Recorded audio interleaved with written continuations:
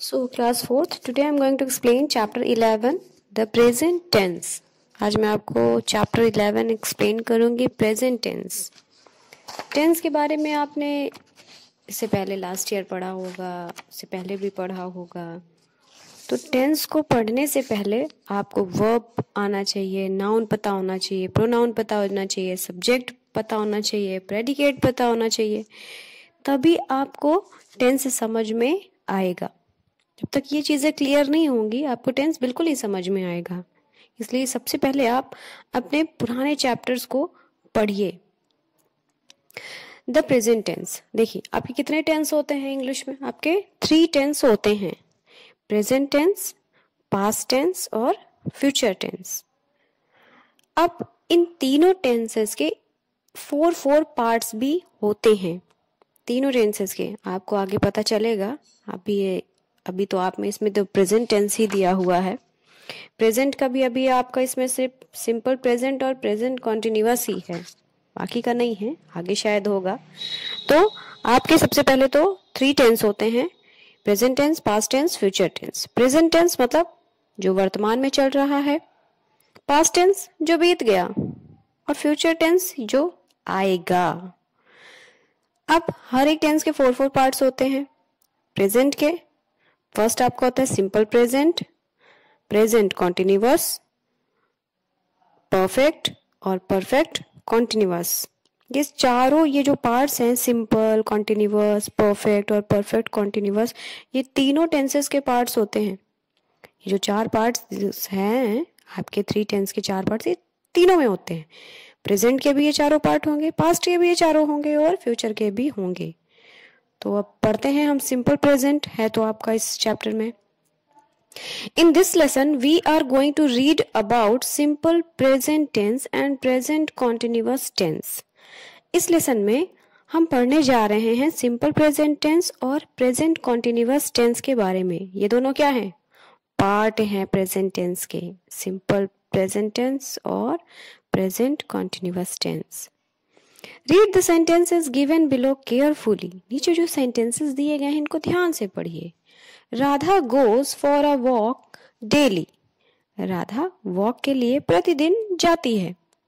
The teacher teaches in the class. Teacher class में पढ़ाती हैं. The sun rises in the east. सूरज पूरब से निकलता है. Mohan likes to study maths. Mohan को मैथ्स पढ़ना पसंद है. These sentences tell us about the action that happen regularly, state daily habits और universal truths. कहा गया ये जो ऊपर सेंटेंसेस दिए गए हैं ये क्या बता रहे हैं? The actions happen regularly, मतलब वो चीजें जो रेगुलरली होती हैं, वो काम जो डेली होते हैं. जैसे वो डेली वॉक पे जाता है, टीचर पढ़ाती हैं. स्टेट डेली हैबिट्स यानी जो डेली की हैबिट हो, आदत हो. और यूनिवर्सल ट्रूथ जो यूनिवर्सल ट्रूथ हो यानी शाश्वत सत्य हो जिसको झुटलाया नहीं जा सकता. This is the sun rises in the east. सूरज पूरब से निकलता है. क्या इसको झूठा मान सकते हैं? क्या झूठा बता सकते हैं? नहीं, यूनिवर्सल ट्रूथ है, ये कभी बदल ही नहीं सकता है. We use simple present tense to state the above mentioned things. The verbs used in the above sentences are.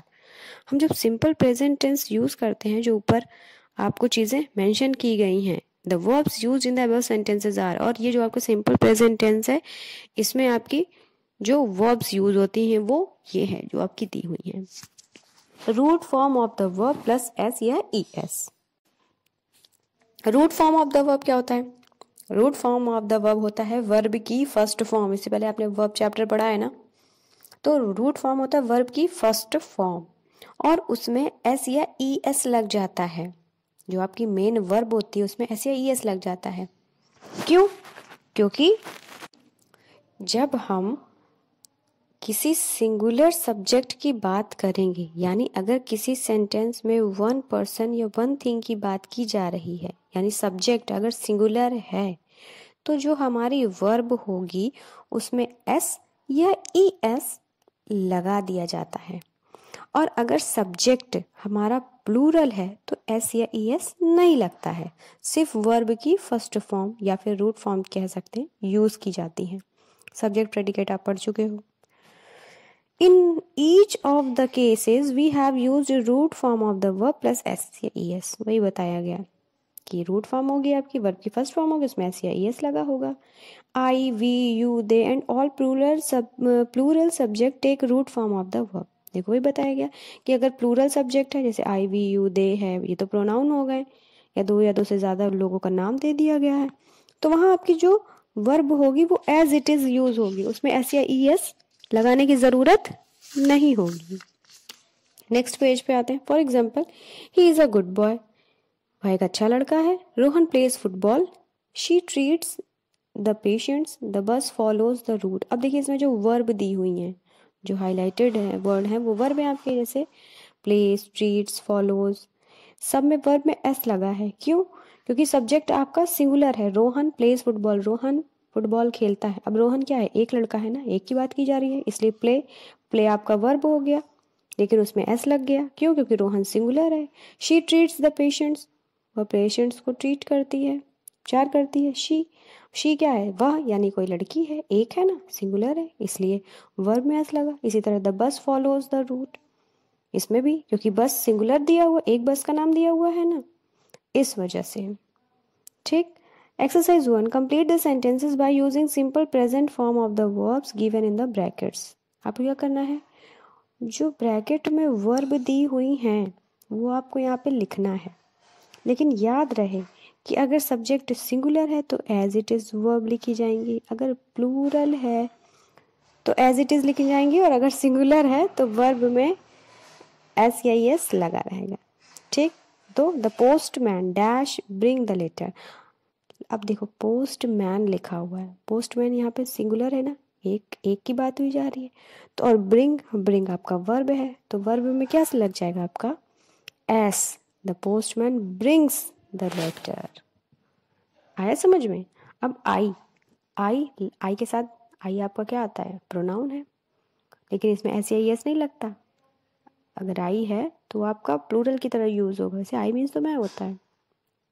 तो I like to read novels, I likes नहीं होगा, I like to read novels. Third number the children. अब देखो children है, plural है, तो make का आपका मेक ही रहेगा, उसमें वर्ब में ऐसे एस नहीं लगेगी। The children make a lot of noise. The aeroplane fly high in the sky, क्योंकि एरोप्लेन से है, अगर एरोप्लेन होता तो फ्लाई की जगह क्या हो जाता? फ्लाइज हो जाता, वर्ब में आई ई एस लग जाता। So this is your homework. Next है हमारा present continuous tense. Present continuous, भाई मेरी बुक में तो सिर्फ ये 4 सेंटेंसेस ही लिखे हैं, और आगे तो इसमें कुछ नहीं दिया हुआ है। अगर आपकी बुक में एक्स्ट्रा कुछ हो तो फोटो क्लिक करके सेंड कर दीजिएगा। Present continuous, read the sentences given below carefully. जो सेंटेंसेस दिए हुए इनको ध्यान से पढ़िए। Sakshi is playing the piano, he is cooking food, they are swimming in the pool, I am watering the plants.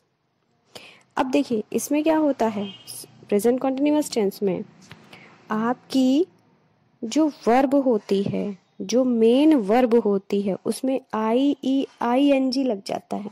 जैसे अभी आपका क्या था, वर्ब पे ऐसे यस लग रहा था। अब आपके इसमें क्या, प्रेजेंट कॉन्टिन्यूअस में आपका सब्जेक्ट यूज होता है, मतलब किसी का जिसका भी नाम दिया गया या प्रोनाउन दिया हो, इज, एम या are according to your subject.